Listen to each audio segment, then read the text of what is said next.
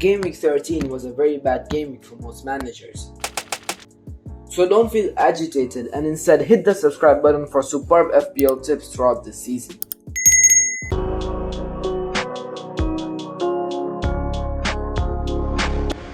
Hello and welcome back to another video.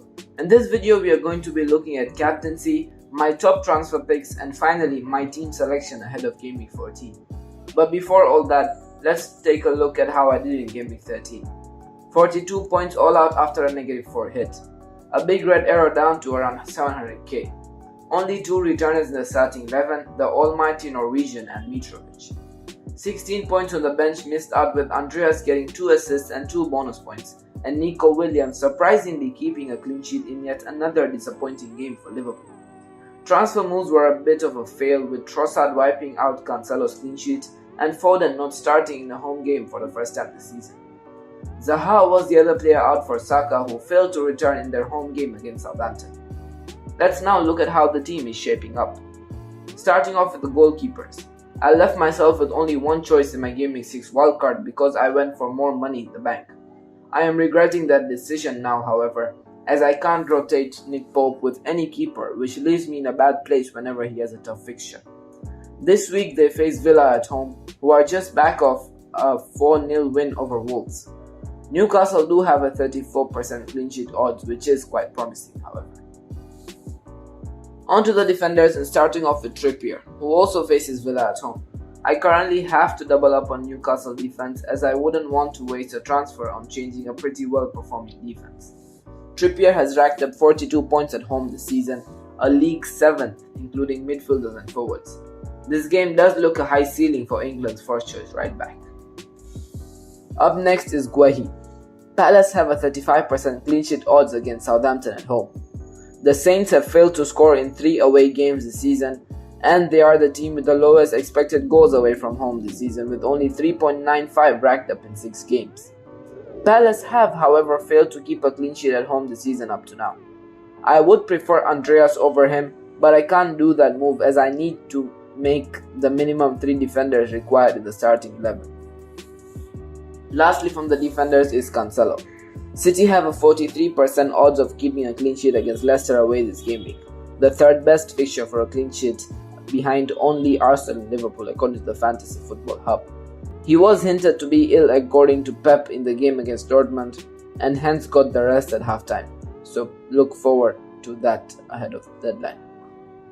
Your top transfer target for this week should be either an Arsenal defender as they face Forest at home, or a Spurs defender as they are up against Bournemouth, who have only scored 4 goals at home this season, the 2nd lowest in the league. Let's now move on to the midfield, and we start off with the Arsenal duo at home to Forest. Both have over 40% chance of returning at any point in the game, with Saka having the slight edge over Martinelli. I do prefer Martinelli from the two, however, as he is going to be up against either Nico Williams or Serge Aurier, who are both quite attacking fullbacks in my opinion. That would leave a lot of space in behind for the Brazilian, and we have seen this season the goal threat he can provide in those positions. If Aurier starts, that would mean either Nico or Renan Lodi would start for Forest at left back. Saka is a greater threat when he takes on defenders, and that sort of scenario would be more likely against Lodi. Either way, he would thrive against Forest at home and hopefully gets a few returns. Foden up next, and he did play 84 minutes against Dortmund in midweek, but hopefully he gets enough rest up to Saturday and thus can start against Leicester. Foden has only had 1 of his 10 goal involvements on the road this season, so definitely not a must-buy for this week.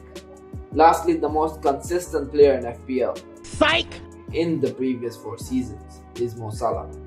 Fantasy Football Hub have given him a 55% chance of returning at any point in the game. Nunes is expected to come back, so only if Firmino is seated out for this one, Salah will be operating as linesman. His positioning has truly been frustrating as an owner myself, but he does face the side that he has had 6 goal involvements in his only 2 meetings against them at home. He would have been a triple captaincy shout if this was 2020, but for now, it just looks unlikely.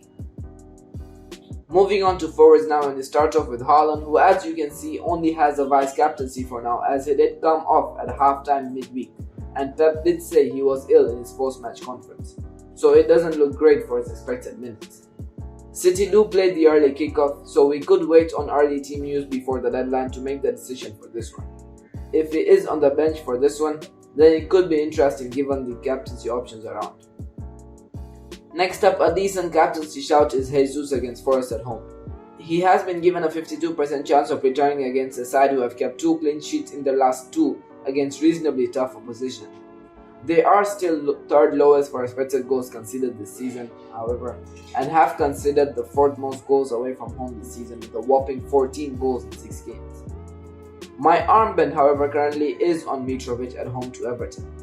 Even with the supposed good defensive form of Everton, they have conceded the most shots inside the box with 135, and from those, 46 have been headers. This does look great for a player who currently has 19 headed attempts in the league, the highest of any player. Andreas does also look a good shout to start for your team this game week given his recent form and that he takes set pieces. This would be optimal against an Everton side who are poor at defending set pieces. This is my Game Week 14 team. I am rolling the transfer, but I'm still unsure on the starting 11. If Haaland is leaked to be out of the starting 11, I will be starting Andreas over him. This is the end of the video. Thanks for watching. See you soon for the next one.